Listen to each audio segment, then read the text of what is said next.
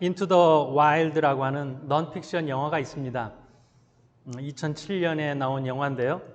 크리스토퍼 맥캔들리스라고 하는 실제 인물의 모험을 다룬 영화입니다. 주인공은 어느 정도 잘 사는 집의 아들입니다. 1990년도 에모리 대학을 우수한 성적으로 졸업했습니다. All A의 성적을 받고 이제 하버드에 진학할 수 있을 정도의 좋은 결과를 얻게 됐습니다. 그런데 갑자기 모든 것을 버리고 떠납니다. 가장 큰 이유는 부모에 대한 분노였습니다. 성인이 될 때까지 스스로 독립할 수 있을 때까지 참고 기다렸다가 대학 졸업식 날 가족들과 완전히 관계를 끊어버렸습니다. 떠난다는 말도 없이 어디로 간다는 말도 없이 사라졌습니다. 그동안 모았던 돈은 자선단체 전체 기부하고 또 지폐 몇 장 남은 것은 다 불태워버린 다음에 그런 상태에서 야생으로 들어갑니다. 2년 동안 몇 군데 이렇게 돌아다니면서 아르바이트도 하고 꼭 필요한 것들만 배낭에 담고 꼭 필요한 돈만 모아서 또 사용하고 이렇게 하면서 생활을 합니다. 완전히 문명을 거부했습니다. 대학교 졸업할 때까지는 여동생과 마음을 나눌 정도로 부모에게 이야기하지 않는 것들은 또 여동생과 나누면서 비밀도 지켜주면서 그렇게 살 정도로 가까웠었는데 완전히 죽을 때까지 부모와도 연락을 끊고 또 여동생과도 연락하지 않습니다. 단 한 번의 연락도 없이 생을 마감한 어느 청년의 이야기입니다. 여행하면서 히피족을 만난다든지 농장에서 일을 한다든지 또 자신과 비슷한 사람들과 관계를 맺기도 하고 그렇게 방랑 생활을 이어갑니다. 주로 히치하이킹을 이용해서 이동을 하거나 몰래 화물용 기차에 올라타서 이동을 합니다. 최종 목적지는 알래스카였습니다. 추운 겨울 알래스카의 어느 산속에서 버려진 고물버스에 4개월 동안 생활을 합니다. 야생동물을 잡아 먹으면서 그렇게 생활을 하고 겨울에는 또 먹을 것이 없어서 바짝 마른 상태에서 그렇게 겨울을 지내기도 했습니다. 그러면서 자신이 지나왔던 생활들 또 부모님에 대한 생각들을 이제 새롭게 정리를 해가면서 가족 생각이 나고 돌아가야 되겠다고 생각했습니다. 그 돌아가게 되는 계기 중에서 방랑 생활을 하는 중에 만났던 어느 노인이 있습니다. 이 노인은 음주운전한 차량에 의해서 부인과 아들을 잃었습니다. 술로서 그렇게 세월을 허송했던 이 노인이 청년에게 이렇게 말합니다. 용서는 사랑이다. 깊이 새겨지는 말을 하게 되죠. 또 한 가지 계기가 있었다면 어느 히피족 여인을 만나게 되는데 그 여인은 자기가 낳은 아들이 어느 날 자신을 떠났어요. 주인공과 똑같은 상황입니다. 그리고 아들이 그리워서 눈물을 흘리는 것이죠. 어디에서 뭘 하는지 소식만 알았으면 좋겠다는 그런 말을 하면서 자신의 입장이고 또 자신이 얼마나 부모를 가슴 아프게 했을지에 대한 생각도 조금은 하게 됩니다. 이제 가족에 대한 생각을 하면서 돌아가겠다고 결심을 했는데 갑자기 강물이 불어서 돌아가지 못하고 이 낡은 버스, 산속에 버려진 버스로 되돌아옵니다. 그러다가 어느 식물을 잘못 먹어서 독이 들어있는 식물을 잘못 먹어서 거기서 나오지 못하고 생을 마감을 하게 되는 것이죠. 영화에서는 마지막에 주인공이 자신이 읽고 있던 톨스토이의 그 책이죠. 가정의 행복이라고 하는 책에 메모를 남기면서 영화가 끝이 납니다. 그때 남긴 메모가 Happiness only real when shared. 행복은 나눌 때에 실제가 된다 하는 이런 메모인데요. 1분 영상을 메모를 이게 기록하는 영상을 잠깐 보고 말씀 이어가도록 하겠습니다.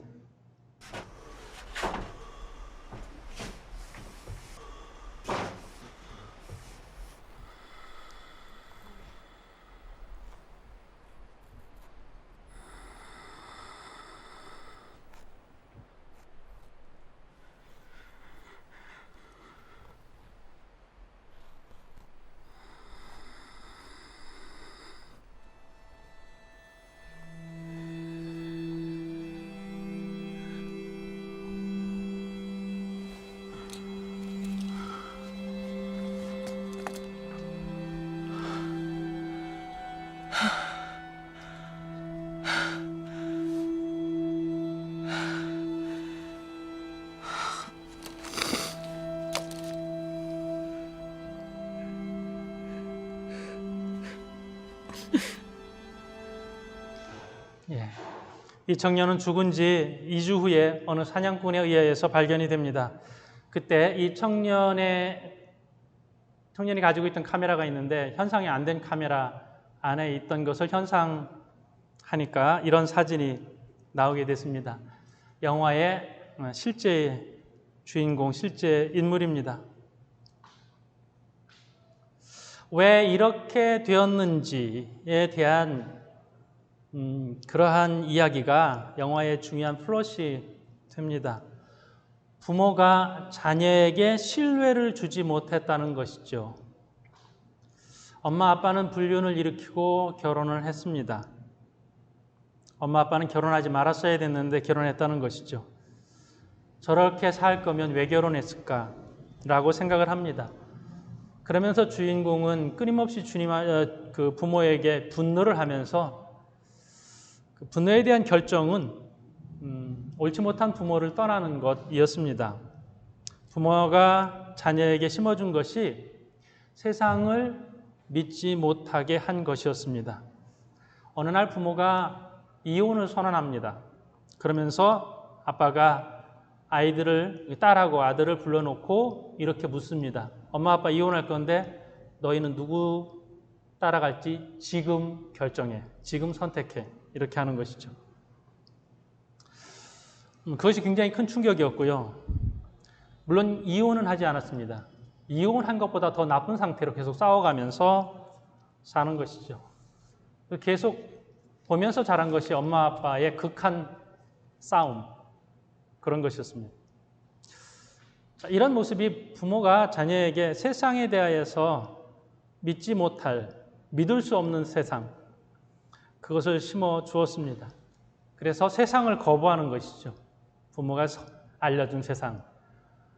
돈 한 푼, 나머지 자기가 가지고 있던 차 버리고, 그리고 종이 한 장, 마지막 한 장까지 다 불태워버리고, 이제 부모 연결되어 있던 것은 완전히 종이 한 장 남겨두지 않고 버린 다음에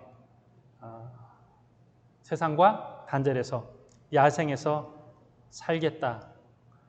그렇게 결단하고 야생에서 그는 죽습니다. 이것이 영화화된 것이죠. 세상을 살고 싶게 만드는 것, 세상은 믿을만 하고 세상은 참 아름다운 것이다 라고 하는 세상에 대한 신뢰를 줄 수 있는 것이 부모가 주는 것이에요. 세상에 대한 믿음이 되는 것이죠. 아이들이 말을 하지 못한다고 해서 아이들이 모르는 것이 아니죠. 부모가 준 신뢰 그대로 세상을 바라보고 가게 되는 것입니다. 그래서 가정에서의 믿음이 얼마나 중요한지를 알게 됩니다. 가정이 주는 그러한 가치가 되는 것입니다. 또한 이 믿음에서 오늘 신앙인으로서 우리가 더불어서 함께 나누고 가야 될 것은요, 하나님에 대한 믿음이죠. 하나님은 신뢰할 만한 분이다. 이것이 가정에서 나올 수 있고 교회에서 나올 수 있습니다. 우리 신앙생활에 있어서의 믿음은 어떻습니까? 여러분의 믿음은 흔들리지 않고 있습니까? 여러분의 믿음, 하나님은 정말 내 삶에 있어서 믿을 만한 분 되고 있습니까?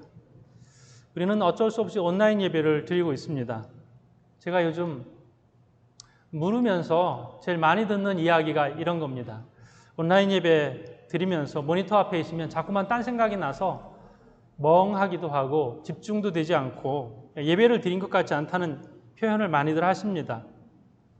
물론 미리부터 준비를 해서 예배를 드리시는 분들도 많이 계시겠지만 매주 반복되는 예배, 누가 지켜보는 사람이 없는 가운데에서 나 혼자서 자유롭게 드리는 예배, 혹은 우리 식구들끼리, 허물없는 식구들끼리 자연스럽게 자유롭게 드리는 예배가 반복되면서 이제는 내가 예배를 잘 드렸는지 모를 정도로 흐트러지게 되었다라고 하는 것입니다. 여러분은 하나님에 대한 분명한 신뢰를 가지고 분명한 믿음을 가지고 예배를 잘 드리고 있습니까? 여기서 우리가 관계를 말해야 될 것입니다. 하나님과 나와의 관계가 분명한 상태에서 예배를 드리고 있습니까? 하나님을 향한 여러분의 믿음은 어떠신지 돌아보았으면 좋겠습니다. 꼭 어떤 때는 이렇고 어떤 때는 저렇고 어떤 때는 그냥 내가 좀 경건한 것 같았다가 어떤 때는 내가 유튜브 보는 건지 예배를 드리는 건지 아니면 멍하니 다른 생각을 하고 있는 건지 모르는 그러한 이런저런 혹은 오락가락하는 한 50% 정도 되는 그 정도도 안 되는 그런 예배를 드리고 있지는 않습니까? 아무 때나 나 편한 때 꼭 11시가 아니어도 맞아 그때 아니어도 되지 우선 급한 일을 다 처리한 뒤에 오후에 또 내가 이제 어떤 상황에 밀리지 않는 그때에 예배를 드리고 있지는 않습니까? 자꾸만 여러분의 예배가 하나님에 대한 신뢰의 바탕을 두지 않고 형식적인 예배를 드리고 있다면 오늘은 다시 한번 여러분의 믿음을 재점검하고 옛날이 좋았다 하면 옛날 방식으로 가야 되고요. 지금 온라인 예배를 드리면서 내가 신령과 진정한 마음으로 이전보다 더 거룩한 예배를 드리고 있다면 그 예배는 하나님이 받으실 만한 예배가 됩니다. 오늘 이 믿음을 함께 점검하는 시간이 되었으면 좋겠습니다. 모델이 누구냐? 모델은 아브라함입니다. 하나님은 아브라함과의 관계를 통하여서 하나님과 인간 관계의 이 사이의 관계, 하나님과 인간 이 관계 이것을 획기적으로 바꾸셨습니다. 사도 바울과 갈등을 일으키고 있는 사람이 누구냐면 율법주의자들이 되겠죠.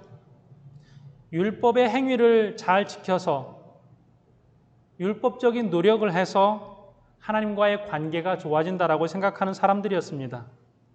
그런데 바울은 전혀 다르게 쉬운 표현으로 접근을 합니다. 바울이 말하는 것은 믿으면 의롭게 된다는 것입니다. 오직 믿음만을 이야기를 합니다. 믿음이 중요하다라고 하는 것이죠. 이 순서가 분명하지 않아서 우리는 신앙생활을 하면서도 오락가락하는 것입니다.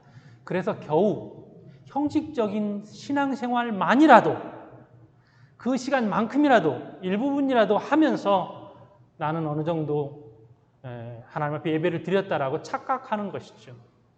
그것이 신령과 진정한 예배인지 믿음 우선, 믿음 제일주의로 드리는 예배인지를 점검했을 때에 우리는 자신 있게 하나님 앞에 믿음의 예배를 드렸다고 할 수 없을 것입니다.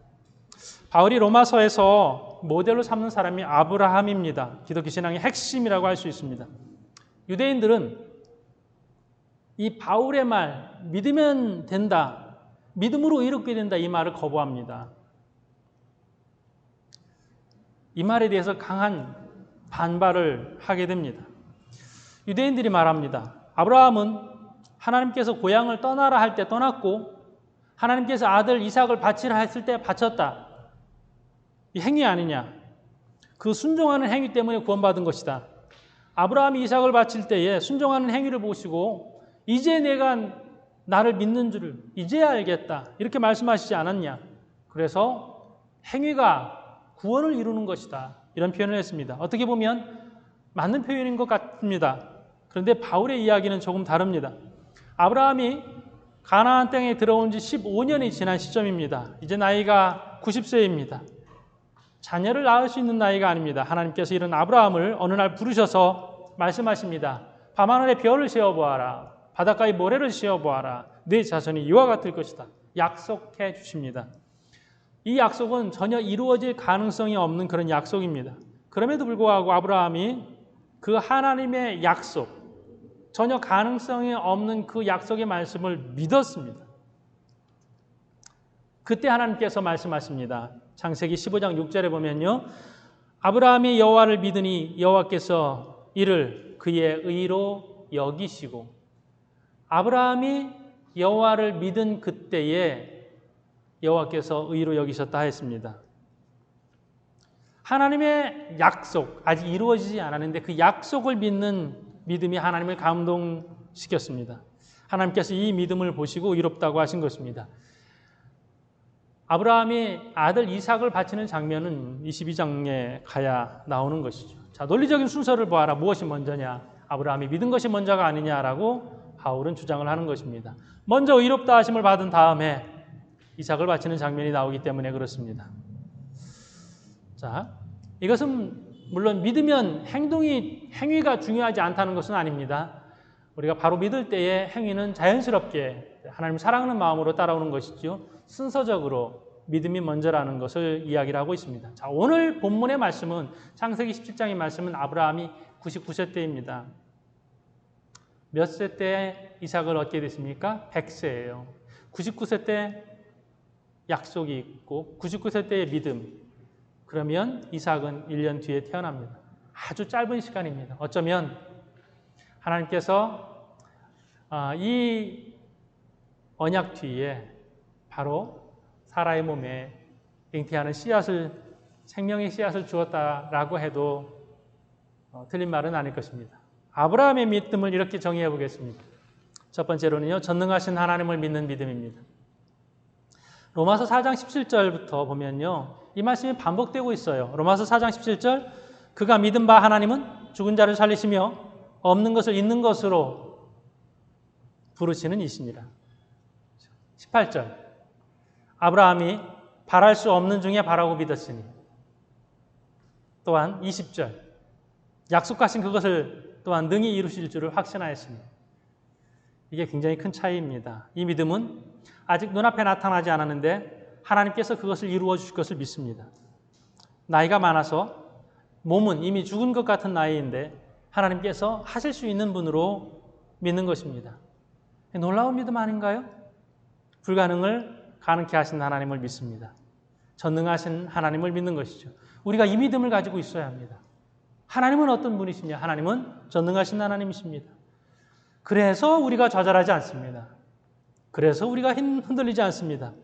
그렇기 때문에 우리가 믿음을 가지고 담대히 나아갈 수 있습니다. 그리스도인들이 저지르기 쉬운 죄가 뭐냐면요, 이 전능하신 하나님을 자꾸만 축소시키는 거예요. 세상의 능력보다도 저 작은 하나님으로 축소시킵니다. 우리가 믿는 하나님은 어떤 하나님이세요? 문제보다 크신 하나님. 어떤 질병의 문제를 가지고 있다면 그 질병의 문제를 뛰어넘으시는 하나님. 어떤 관계의 문제가 있다면 그 관계의 문제를 뛰어넘어서 등이 그것을 해결하실 수 있는 하나님이세요. 세상적인 어떤 바이러스가 있어도 그 바이러스보다 더 크신 하나님이에요. 인간적인 어떤 노력이 그것을 해결할 수 있을 것으로 인간이 신의 경지에 다다랐다 이렇게 자만하지만 그것이 아닙니다. 하나님은 그 어떤 것보다 그 어떤 문제보다 크신 하나님, 이 하나님을 우리가 믿습니다. 전능하신 하나님을 믿는 믿음입니다.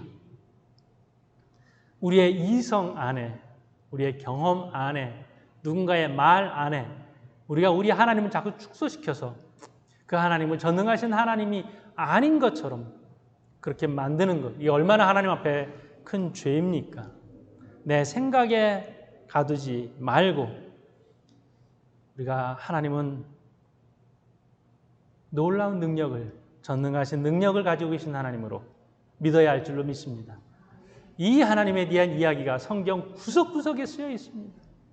성경 말씀은 하나님 능력에 대한 말씀이에요. 성경 말씀은 전지전능하신 하나님께서 어떻게 일하셨는지에 대한 말씀이에요. 그 하나님의 능력의 말씀이 오늘 우리와 함께하는 줄로 믿습니다.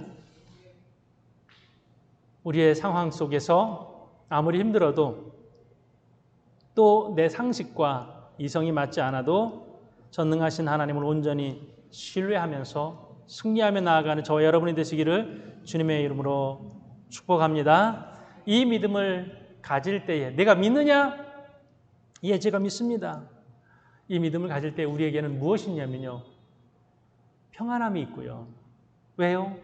하나님은 능력이 크시기 때문에 기쁨이 있고요. 왜요? 하나님께서 문제를 해결해 주실 것이기 때문에 또한 설렘이 있습니다. 내가 하나님께 맡긴 것을 하나님께서 이루어 주실 것을 믿기 때문에 그리고 행복합니다. 이 마음이 하나님의 전능하심을 믿는 이에게 있는 마음입니다. 이 마음으로 나아가시길 다시 한번 축원드립니다. 또 한 가지는 자기 힘을 포기하면서 배운 믿음이에요. 아브라함은 하나님의 전능하심을 믿지 못한 적이 있습니다. 나이가 더 한 살이라도 어릴 때에, 젊을 때에, 86세 때에 하갈을 통해서 이스마엘을 얻습니다. 아브라함은 어느 순간부터 믿음이 약해집니다. 전능하심이 아닌 자신의 힘으로 살아가려고 했습니다. 하나님의 말씀을 따라가기보다는 적당한 선에서 멈춰 있었습니다. 물론 예배는 계속 드렸을 것입니다. 제사는 계속 드리고 또 사람들에게 계속 인정받았을 것입니다.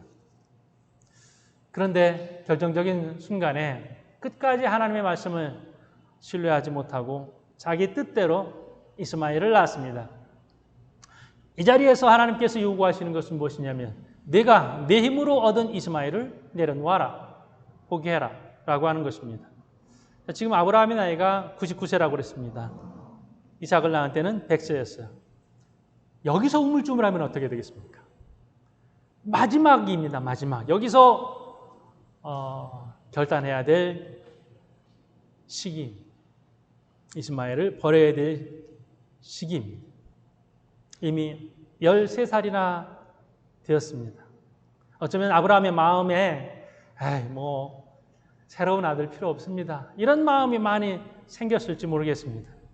그때에 아브라함이 엎드리는 것이죠. 오늘 창세기 17장 3절의 말씀은 아브라함이 엎드렸더니 이 말씀이에요.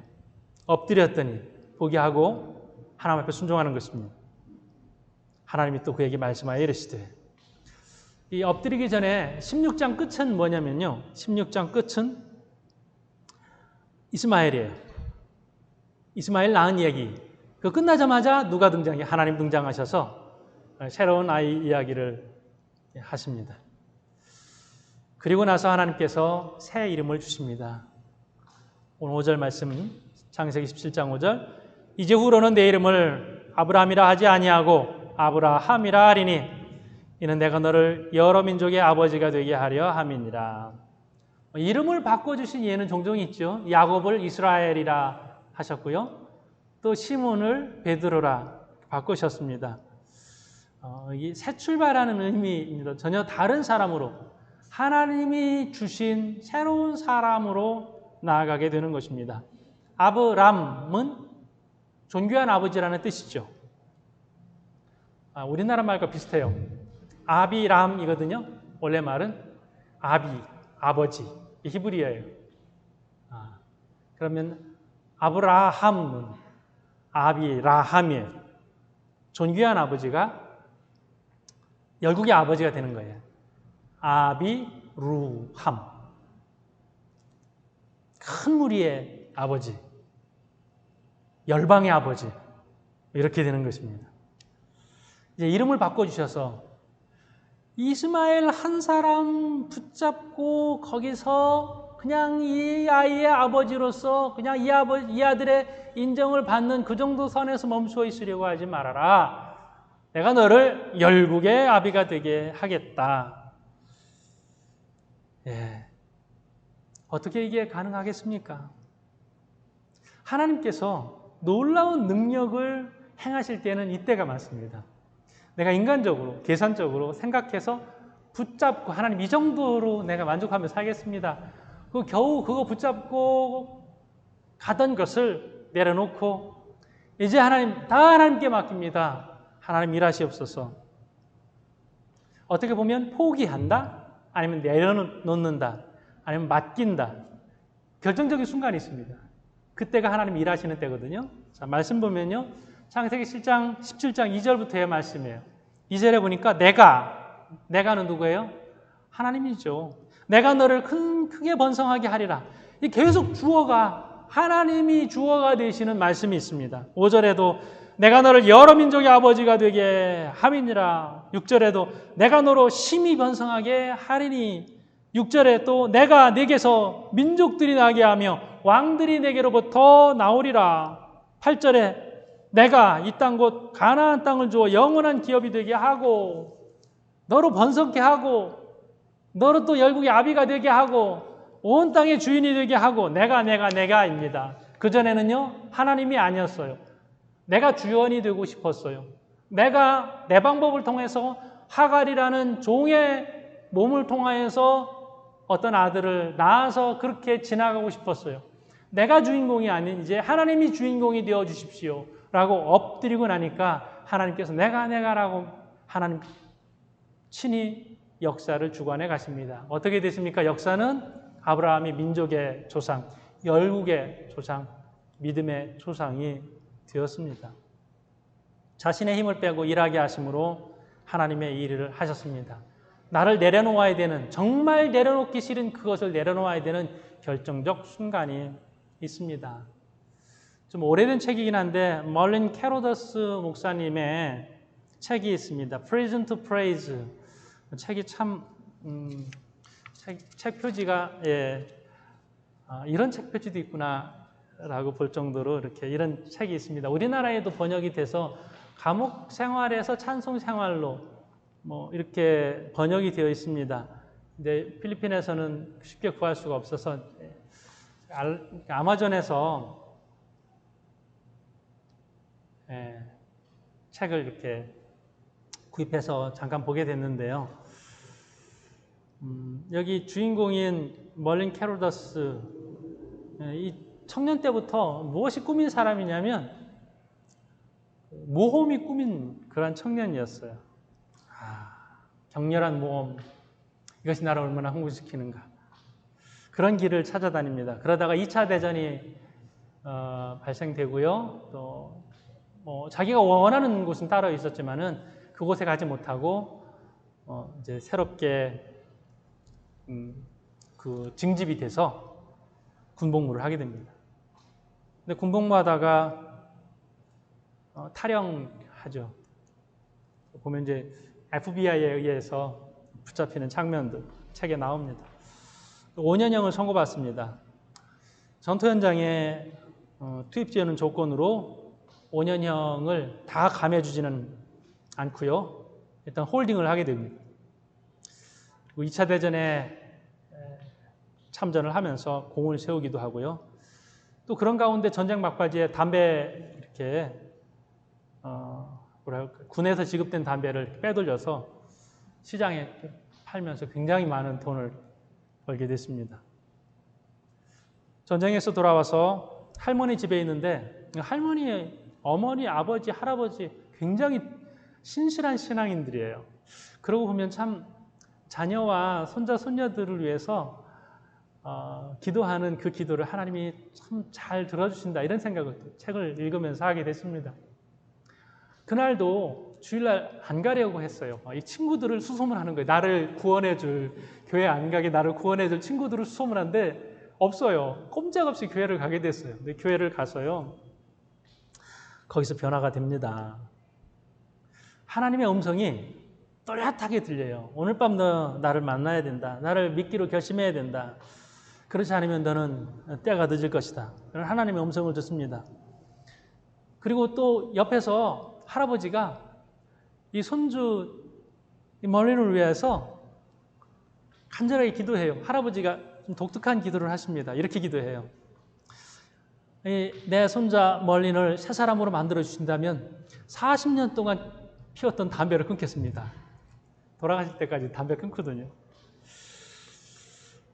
그리고 나서 하나님의 음성이 강렬하게 들려지고 하나님 앞에 이렇게 고백합니다. Yes, God, I'll do it.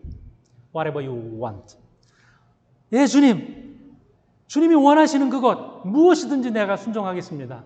그 자리에서 결단하고 사람들 앞에 서약도 하고 그리고 성경을 읽기 시작하는데요. 성경을 정신없이 읽습니다. 성경 읽는 표현을 이렇게 해요.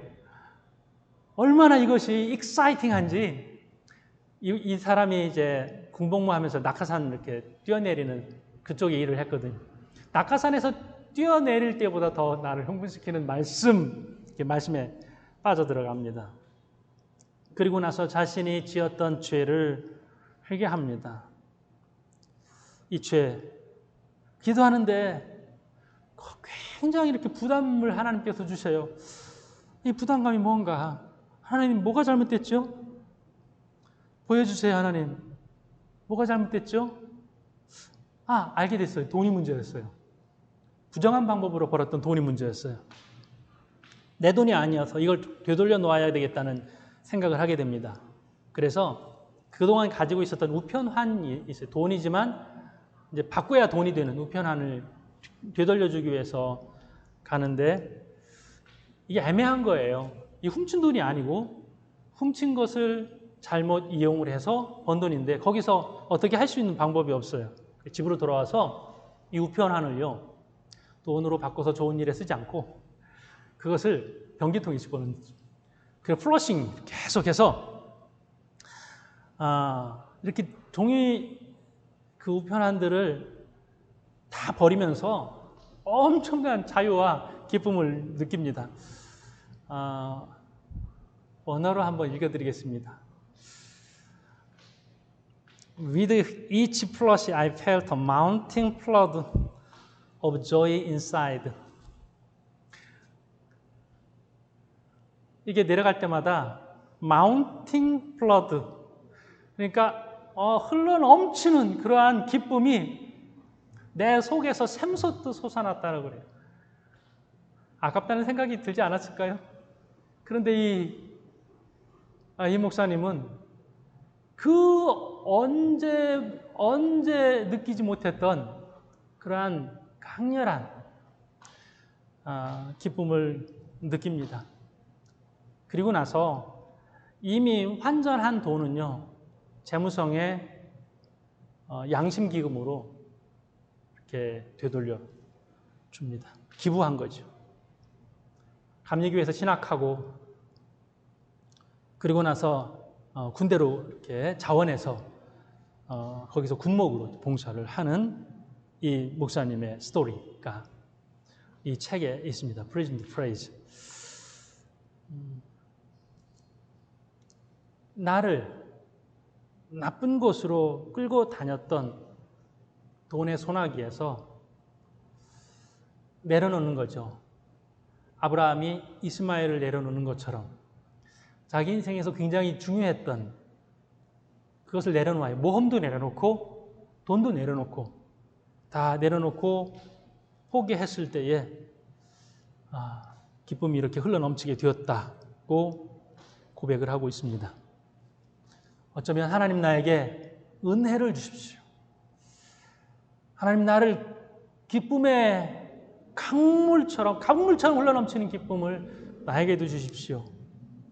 근데 무언가 하나님이 주시는 은혜와 기쁨과 능력을 가로막고 있는, 끝까지 아브라함의 이스마엘처럼 무언가 붙잡고 있는 나의 그 어떤 것은 없는지, 만약에 그 어떤 것까지 다 내려놓았다면 걱정하지 않으셔도 됩니다. 이미 하나님께서 넘치는 은혜와 기쁨을 주셨을 것입니다.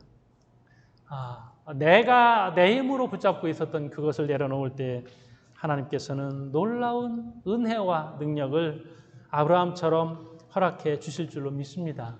바울은 이것을 예수 믿고 죄사함 받은 그 사람의 행복으로 말씀하고 있습니다. 예수 그리스도로 말미암아 구원받은, 은혜받은 그 기쁨을 이렇게 말씀하고 있습니다. 우리가 자격도 없고 경건하지도 않고 너무나도 부족한 우리를 십자가 은혜로 말미암아 용서해 주시고 의롭다고 인정해 주신 하나님의 은혜가 여기에 있는 것입니다. 이 아브라함의 믿음이 우리를 위한 것이다. 오늘 24절의 말씀에 그렇게 기록하고 있습니다. 의로 여기심을 받은 우리도 위함이니 곧 예수 우리 주를 죽은 자 가운데서 살리신 이를 믿는 자니라. 이 아브라함의 믿음이 뭐라고요?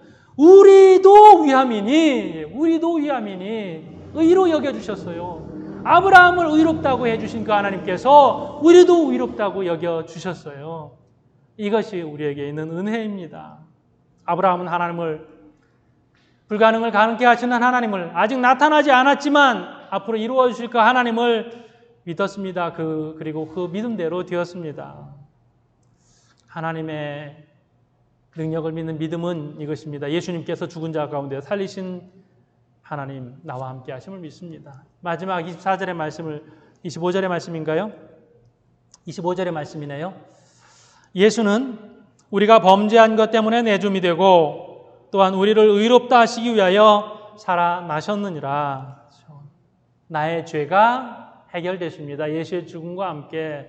그리고 나의 죽음이 해결됐습니다. 죽음이 끝이 아닙니다. 예수의 부활과 함께.